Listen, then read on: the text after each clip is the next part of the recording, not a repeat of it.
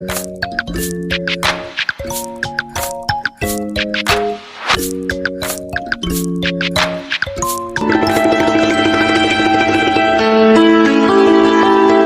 sabe o que é Grécia Antiga? Aposto que já deve ter ouvido falar. É a época da história grega que se estende do século XX ao século IV a.C. Quando falamos em Grécia Antiga, não estamos nos referindo a um país unificado, e sim a um conjunto de cidades-estado que compartilhavam a língua, costumes e algumas leis. Muitas delas eram até inimigas entre si, como foi o caso de Atenas e Esparta. Mas enquanto a política na Grécia Antiga? Bem, no período clássico, os gregos procuraram cultivar a beleza e a virtude desenvolvendo as artes da música, pintura, arquitetura, escultura, entre outras. Com isso, acreditavam que os cidadãos seriam capazes de contribuir para o bem comum. Estava lançada, assim, a democracia.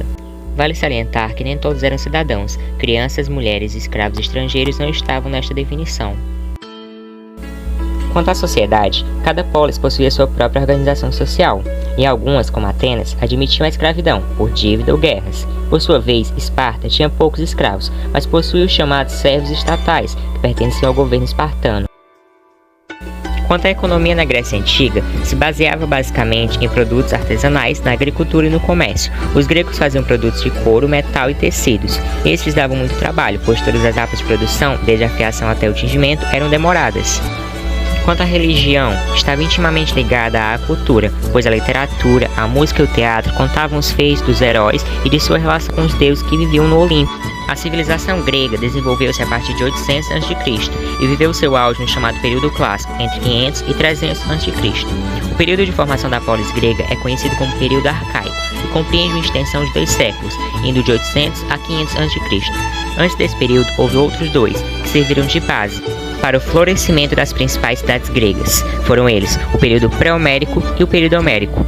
Também há outro período, conhecido como período clássico. Foi este o período das chamadas guerras médicas ou guerras greco-persas. Grandes nomes se destacaram na Grécia Antiga, como por exemplo os matemáticos gregos Pitágoras, Tales de Mileto, Arquimedes e Eratóstenes. Outros filósofos também foram destaque, como por exemplo Aristóteles, Sócrates, Platão e Empédocles. Quando falamos sobre a Grécia Antiga, não podemos deixar de falar também sobre a mitologia grega, que reúne um conjunto de lendas e mitos que foram criados pelos gregos na antiguidade. O objetivo principal era de explicar alguns fatos, como a origem, a vida e também a morte. É importante ressaltar que a civilização grega estava baseada numa religião politeísta, ou seja, eles cultuavam diversos deuses. Chamamos de panteão de deuses o agrupamento de todos os deuses da Grécia Antiga. Vale ressaltar que o deus principal era Zeus, o deus supremo do céu. Como curiosidade, os Jogos Olímpicos surgiram das narrativas gregas, onde os deuses eram homenageados por meio de jogos e competições esportivas realizados no Monte Olimpo. Importante destacar também a arte da Grécia. Bem, as características da pintura grega eram o equilíbrio das formas, a harmonia nas cores e desenhos, a representação de deuses e de cenas cotidianas, a representação realista e também o uso de técnicas de ar fresco, têmpera e eucástica nas pinturas murais.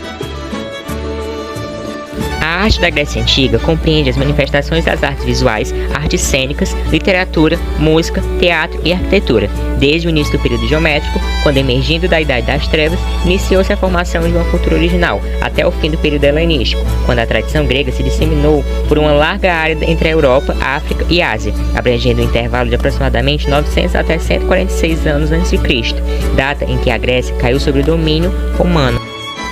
Curta se você gostou do vídeo, compartilhe caso você ache que ele pode ser útil para outras pessoas, comente caso você tenha alguma dúvida ou caso você tenha sugestões para novos vídeos. Não se esqueça de se inscrever no canal e ativar o sininho de notificação para novos vídeos.